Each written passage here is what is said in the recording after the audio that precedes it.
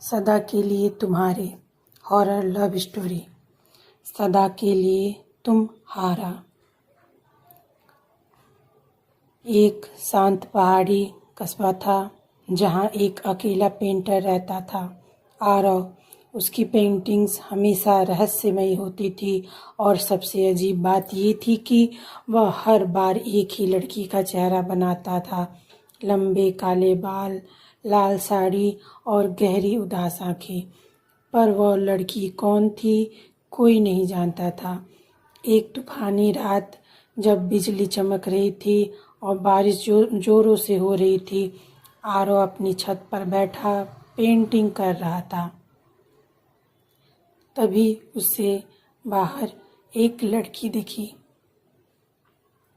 भीगी हुई लाल साड़ी में, बिल्कुल वैसी जैसी वो सालों से पेंट करता आ रहा था। उसका नाम था मीरा।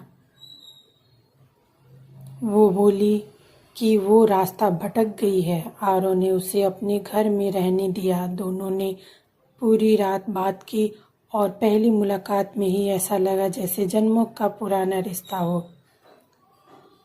मीरा अब रोज आने लगी। आरव उसे दिल से चाहने लगा, पर जैसे जैसे मीरा पास आती गई आरव की हालत बिगड़ने लगी। उसका रंग पीला पड़ गया, वह थका थका रहने लगा, पर उसकी आंखों में अब भी मीरा के लिए प्यार था। एक दिन आरव का दोस्त रोहित मिलने आया। उसे शक हुआ कि मीरा कुछ ठीक नहीं है। उसने मीरा के बारे में पता लगाया और जो उसे पता चला उसकी रूह कांप उठी। मीरा की मौत 30 साल पहले हो चुकी थी और वो उसी जंगल में मरी थी, लाल साड़ी पहने एक दर्दनाक हादसे में। रोहित दौड़ता हुआ आरव के घर पहुंचा, पर अब तक बहुत देर हो चुकी थी। आरव बेहोश पड़ा था, चेहरे पर मुस्कान, और मीरा धीरे से कह रही थी, अब ये मेरा है। अंतिम ट्विस्ट। आरव तो जिंदा रहा, पर अब वो कभी पहले जैसा नहीं था। उसने पेंटिंग करना छोड़ दिया था और वो अक्सर जंगल में अकेले चला जाता। लोग कहते उसने मीरा से शादी कर ली, आत्मा के रूप में।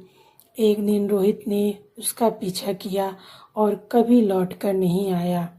अब वहाँ एक नया पेंटर रहता है जो रहस्यमय पेंटिंग बनाता है। एक लड़की लाल साड़ी में और 2 पुरुष उसके पीछे। लोग कहते हैं अगर तुम ध्यान से सुनो तो मीरा की आवाज़ आती है। प्यार कभी मरता नहीं, वो हमेशा इंतज़ार करता है।